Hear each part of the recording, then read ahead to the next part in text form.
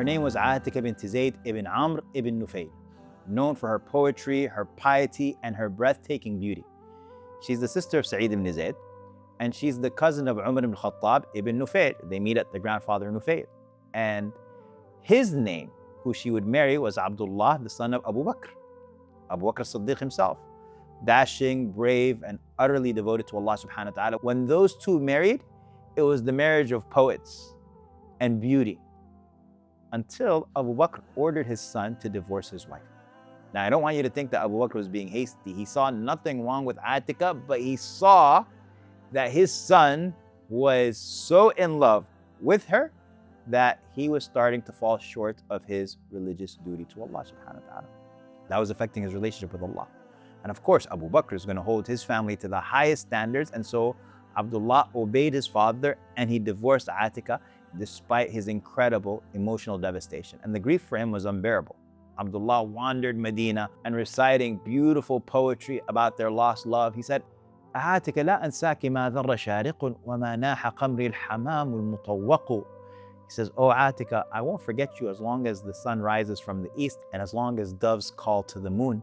لها منطق جزل ورأي ومنصب." She is someone who's logical and someone who has good opinions and someone who has mansab, someone who has good lineage.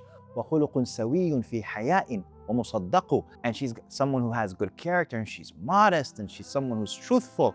فلم أرى مثلي طلق اليوم مثلها. So I don't see it appropriate at all that someone like me divorce somebody like her.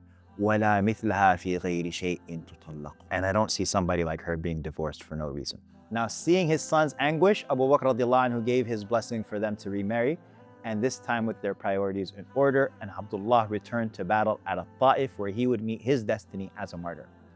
Atika, now a widow, poured her grief into poetry, and she said, رزنت بخير الناس بعد نبيهم وبعد أبي بكر وما كان قصرا. She says, I was inflicted by the loss of the best of men after their prophet and after Abu Bakr, and that was no small loss. She says, وَأَلَيْتَ لَا تَنْفَكَّ عَنِّي حَزِينَةٌ عَلَيْكَ وَلَا يَنْفَكَّ جِلْدِي أَغْبَرًا. She says, and I've sworn my eyes shall never cease to mourn you, nor my skin cease to be dust covered in grief. She's like, I'm never ever going to not be mourning you.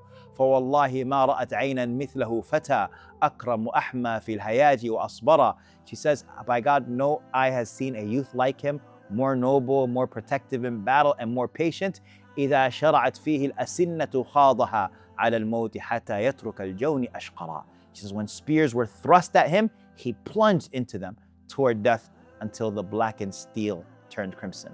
Now, when you have somebody who loses someone they love and they lose them so intensely, you might think that they might never get married again. And most would have given up on love after such heartbreak. But Umar ibn Khattab, her own cousin, gave her profound advice, and he said, don't make haram for yourself what Allah has made halal. And so Atika married Zayd ibn al-Khattab, Umar's brother, and then Zayd too was martyred at Yamama. So now she's twice widowed, twice tested, but she remains patient. Her third marriage is to Umar ibn Khattab himself, the second Khalifa. And for years, Atika found happiness with Umar, radiallahu anhu. And she simply placed a number of conditions on Umar. Number one is that he never hit her. And number two, that he never prevent her from praying in the masjid. And Umar too, after years, was martyred while praying in the masjid. And so by now, people started saying in Medina, if a person wants to be martyred, let them marry Atika bint Zayd.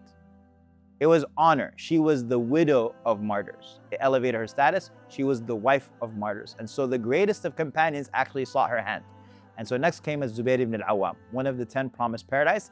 And like the others, Az-Zubair would be martyred at the Battle of the Jamal.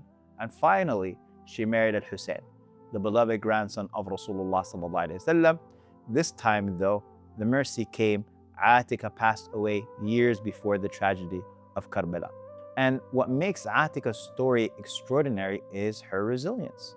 In a community that honored widows and valued piety over everything else, the greatest men of Islam sought her hand because of her character. Never once do we find her asking, why me? Grief never turned into doubt. Loss never became despair. She kept choosing and trusting in Allah subhanahu wa ta'ala's plan. For anyone who's faced rejection or divorce or loss of a spouse suddenly, let Atika bint Zayd be your inspiration. Sometimes the greatest victory isn't avoiding the test. it's how beautifully you endure it.